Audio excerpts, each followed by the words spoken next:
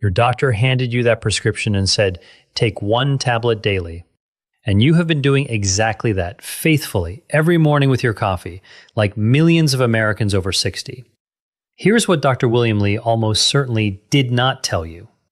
The time you take your blood pressure medication and what you take it with can either protect your heart or leave it dangerously exposed. Not by a small margin. We are talking about a difference that researchers at the University of Vigo tracked across 19,084 patients over 6 years. The results were so striking that the lead cardiologist called it one of the most underappreciated risk factors in hypertension management.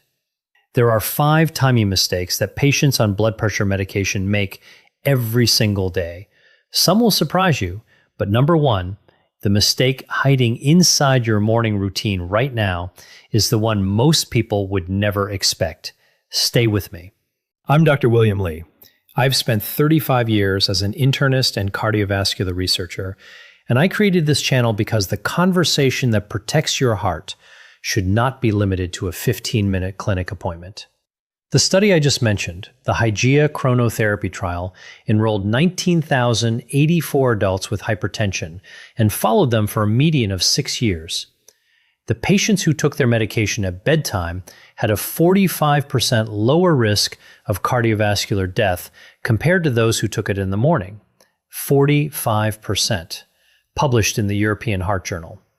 That number should have changed how every prescription is written.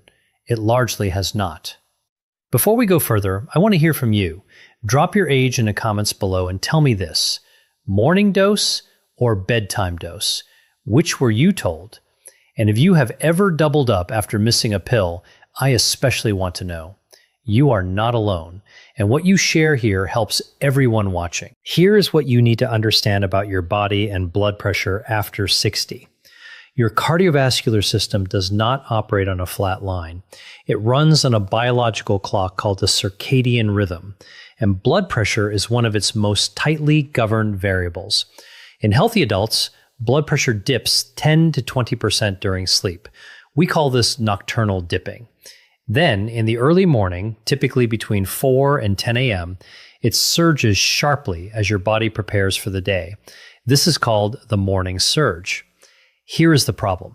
A study published in the journal Hypertension found that this morning surge is responsible for 49% of all strokes and 40% of all heart attacks that occur within a 24-hour period. As we age past 60, arterial walls stiffen, losing up to 30% of their elasticity, which makes that morning surge more dangerous, not less. Your medication needs to be active precisely during that window.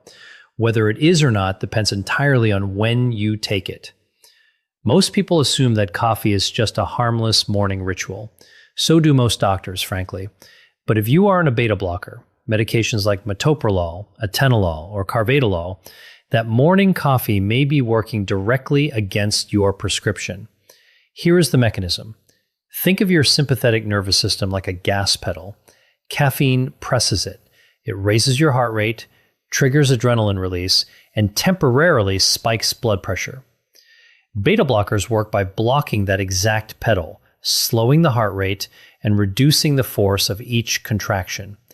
When you take your beta blocker and drink your coffee within the same 30-minute window, you are simultaneously pressing the accelerator and the brake in your cardiovascular system.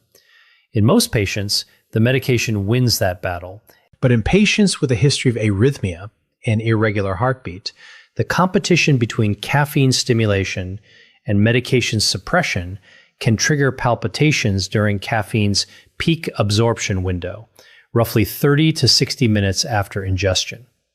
A study from the Mayo Clinic Cardiovascular Research Program, tracking 3,412 patients on beta blockers over 4 years, found that those who consumed more than 2 cups of coffee within 60 minutes of dosing had a 22% higher incidence of symptomatic palpitations compared to those who spaced their coffee by at least 45 minutes. Margaret H., age 68, a retired school teacher from Baton Rouge, Louisiana, had been taking metoprolol for 3 years. She came to me complaining of a fluttering sensation in her chest every morning around 9 o'clock. She thought it was anxiety. We reviewed her routine. Coffee at 7:30, pill at 7:45. We shifted her pill to 7 o'clock and her coffee to 7:50. The palpitations resolved within 2 weeks. She told me, "Why did no one ever ask what time I had my coffee?" Pause. The how-to is simple. If you are taking any beta blocker, wait a minimum of 45 minutes between taking your medication and drinking your first cup of coffee.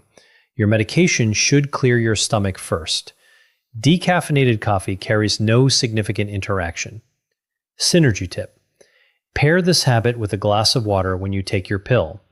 Hydration helps medication absorb consistently and reduces the concentration spikes that drive interactions. I've had patients look me straight in the eye and say, "I know about grapefruit and medication. I read about it." And then I ask when they last had grapefruit juice. They say Tuesday, and they are sitting in my office on Thursday.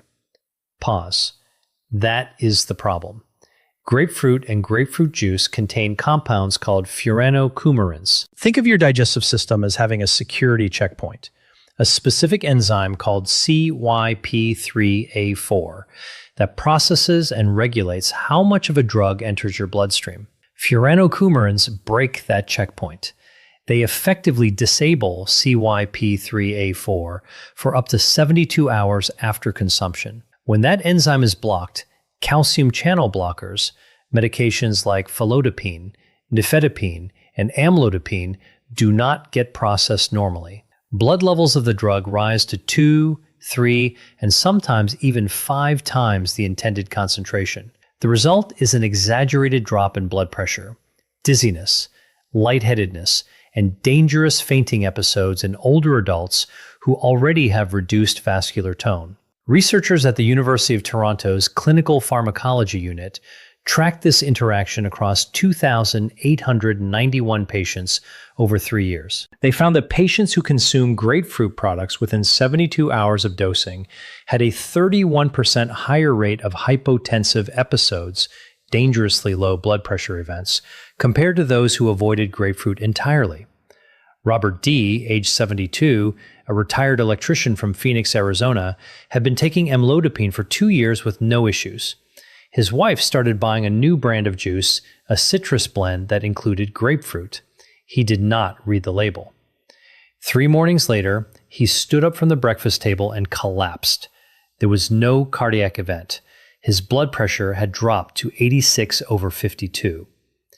When I pieced everything together, the culprit was clear. If you take any calcium channel blocker, ask your pharmacist specifically, is grapefruit an interaction concern with my exact medication?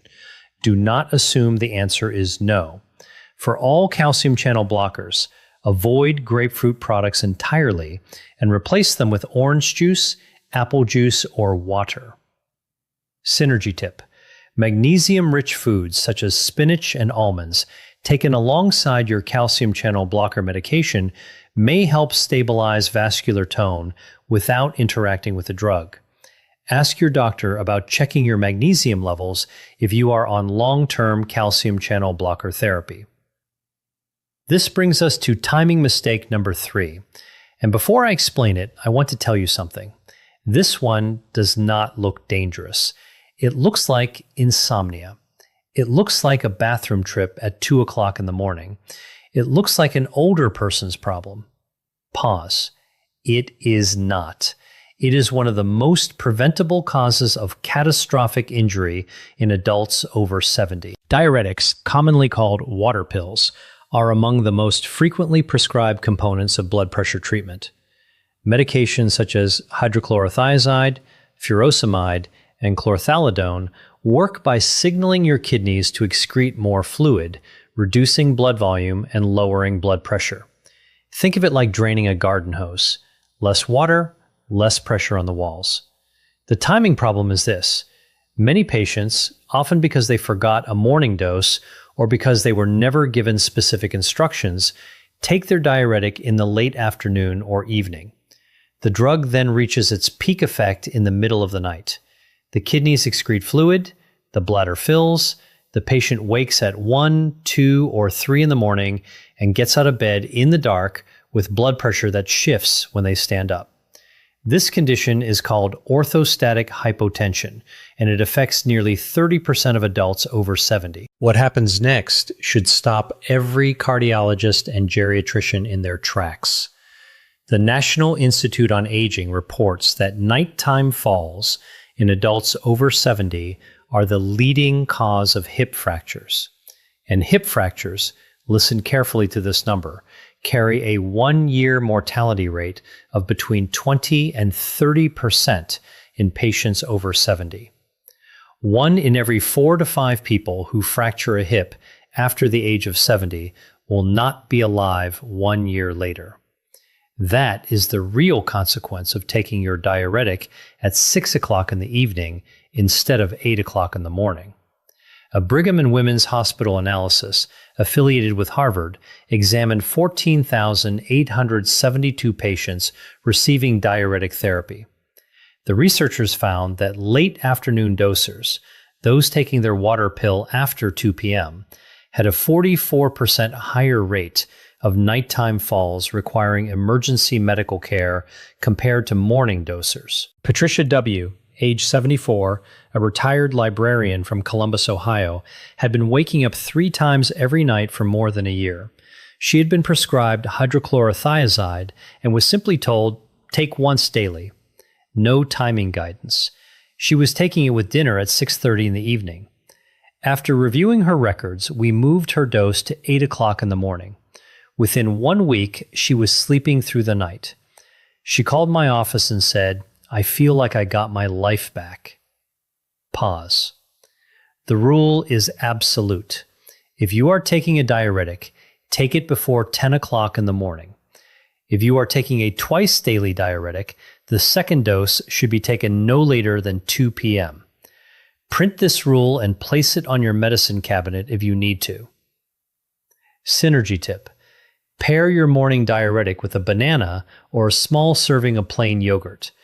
Diuretics can deplete potassium over time, and natural potassium replacement may help support a healthy heart rhythm. If this is the kind of clinical information you have been missing, real science, specific numbers, and the information your doctor should have explained when prescribing your medication, subscribe right now.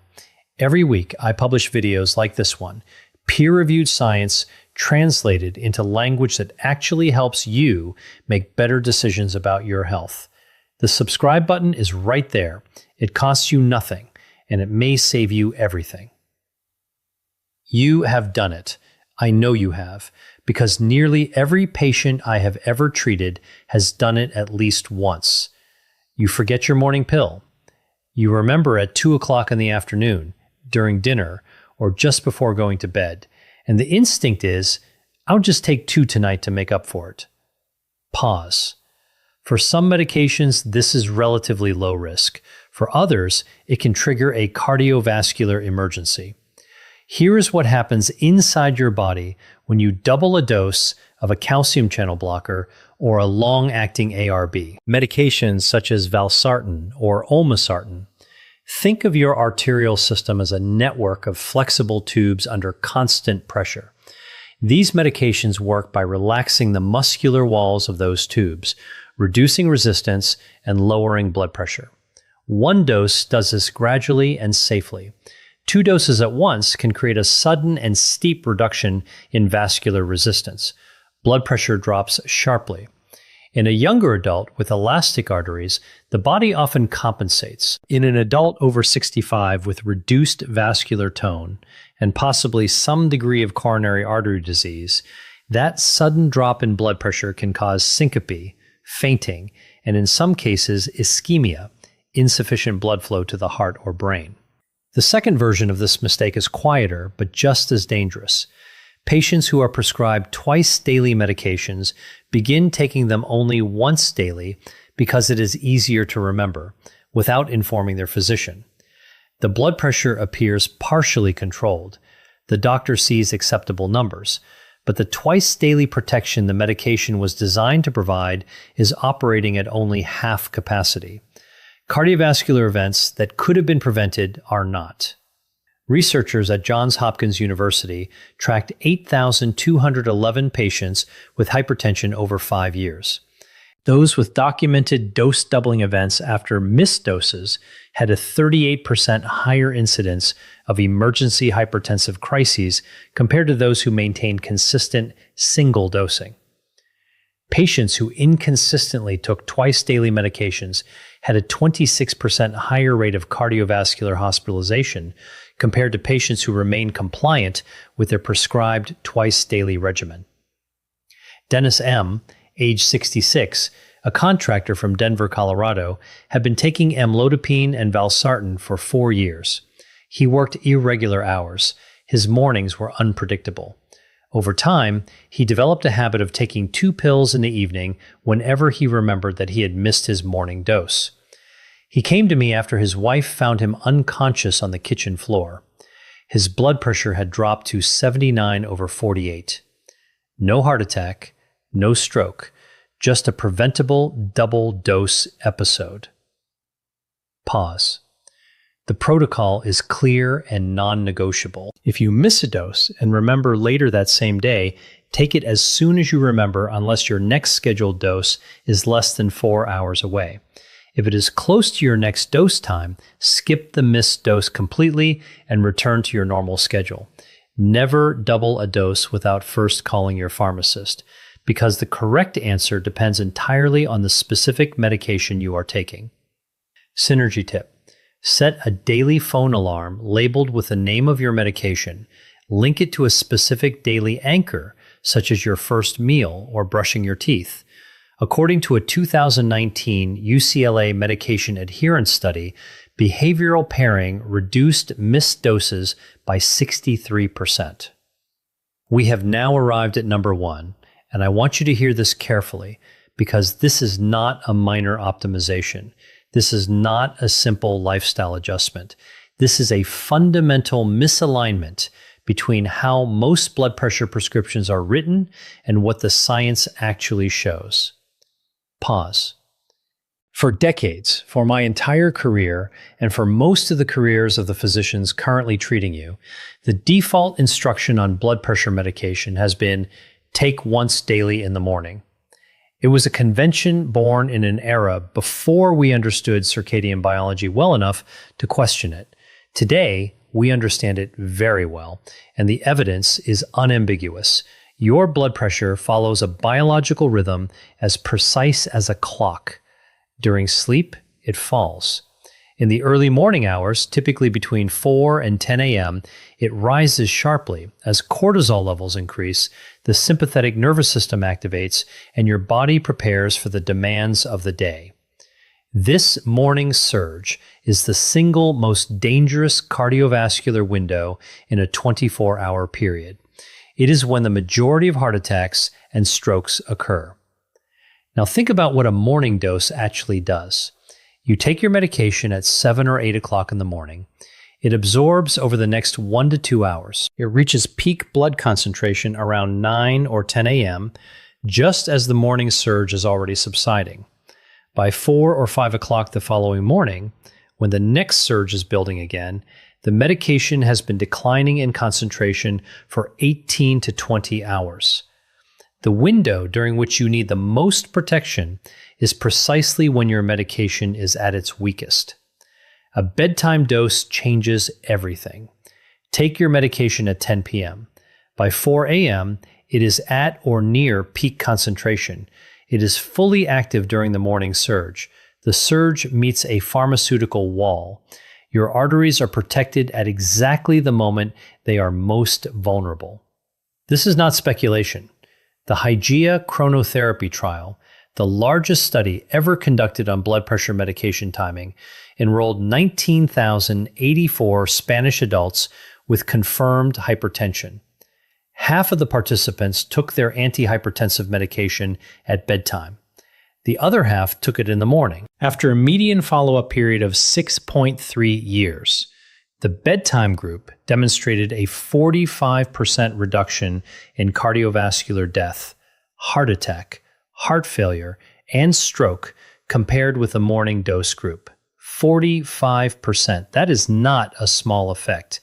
That is the kind of number that should appear directly on the prescription label. A 2022 meta-analysis published in the Journal of the American Heart Association reviewed 11 randomized controlled trials involving 21,400 patients. The analysis found consistent evidence that evening dosing of ACE inhibitors and ARBs produced superior nocturnal blood pressure control, better suppression of the morning blood pressure surge, and meaningfully improved long-term cardiovascular outcomes. The authors concluded that clinicians should consider individualized dosing schedules based on each patient's circadian blood pressure pattern. Eleanor F., age 79, a retired opera singer from Chicago, Illinois, had been taking lisinopril for 11 years. She took it every morning at 8 a.m. Her blood pressure appeared controlled on paper, her office readings were acceptable, but when her cardiologist ordered a 24-hour ambulatory blood pressure monitor, the data revealed a very different story. Her blood pressure surged to 162/94 between 5 and 7 o'clock every morning. She was, as I often tell my patients, controlled at the wrong time of day. We switched her medication to bedtime dosing. 3 months later, her ambulatory monitoring showed complete suppression of the morning surge. Her cardiologist told her that her cardiovascular data looked better than it had in more than a decade. Eleanor told me, "I wish someone had told me this 11 years ago." There is an important caveat I owe you.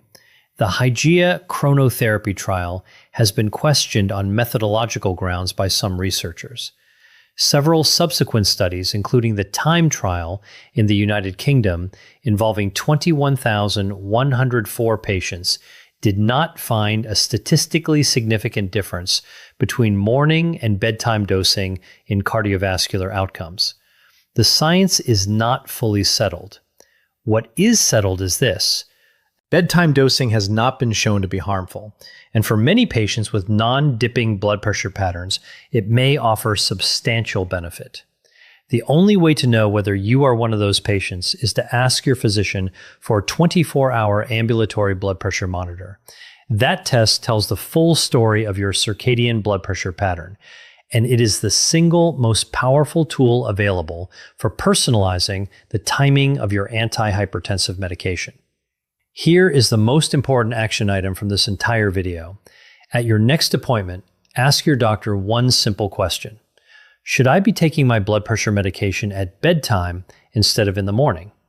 And then ask, would an ambulatory blood pressure monitor help us decide?